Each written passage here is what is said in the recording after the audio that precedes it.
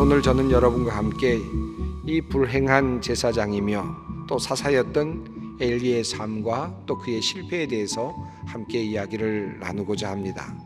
특별히 엘리 제사장은 지도자였습니다. 그런 의미에서 우리 믿는 사람들이, 특별히 지도자의 위치에 있는 사람들이 어떠한 자세로 새로운 마음을 가지고 예배의 자리로 들어올 것인가 하는 관점에서 함께 이야기를 나누고자 합니다.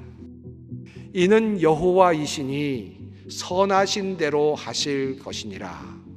여러분, 이 말씀이 어떻게 느껴지십니까? 세 번역으로 이 말씀을 다시 한번 읽어봅니다. 그분은 주님이시다. 그분께서는 뜻하신 대로 하실 것이다. 멋진 신앙의 고백 아닙니까? 그런데 이 말씀이 나오게 된 배경을 알게 되면 이 말씀이 좀 다르게 보이실 것입니다. 엘리가 이런 고백을 하기까지 어떤 일이 있었습니까?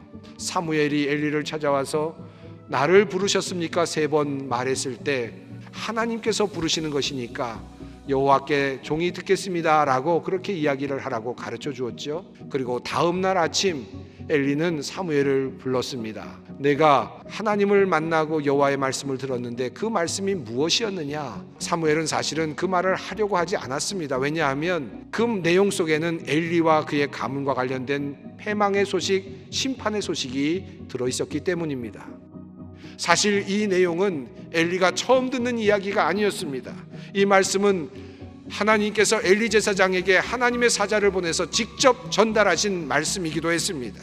그러나 그 이야기를 들은 엘리의 반응이 나타나지 않습니다. 생략되어 있습니다. 아마도 엘리는 같은 마음을 가졌을지도 모릅니다. 그분은 주님이시다. 그분께서는 뜻하신 대로 이룰 것이다. 나는 그저 받아들일 수밖에 없다라고 그렇게 생각했을지도 모르겠습니다. 그러나 하나님께서는 다시 사무엘을 통해서 엘리에게 그의 심판의 계획을 말씀해 주십니다. 또 다시 한 번 더 기회를 주셨다고 생각이 됩니다.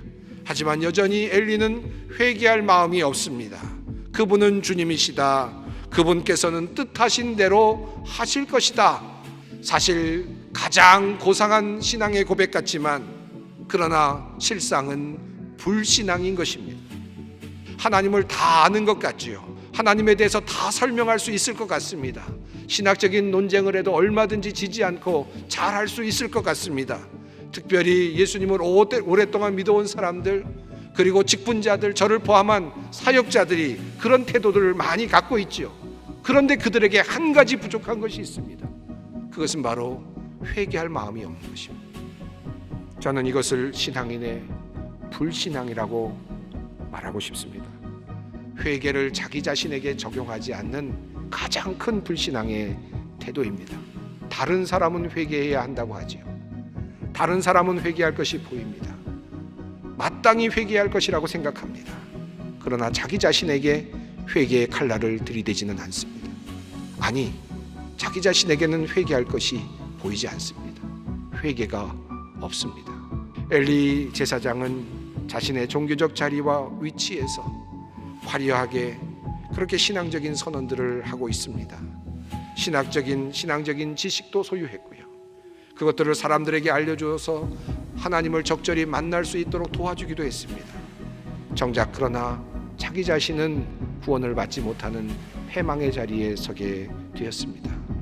새 세대가 도래하는 시대를 우리는 살아가고 있습니다. 우리는 지금 신앙의 구세대, 믿음의 모양은 있지만 능력이 없는 시대는 아닌지 다시 돌아볼 필요가 있습니다. 믿음의 멋진 문장, 선언은 있지만 진정한 회개가 없는 그러한 시대는 우리가 살고 있지 않은지 다시 돌아보았으면 좋겠습니다. 이 말씀은 바로 저와 그리고 여러분에게 주시는 하나님의 말씀인 것입니다. 다시 한번 돌아보십시다. 그리고 회개의 자리로 나갈 수 있는 우리 모두가 되기를 간절히 바랍니다.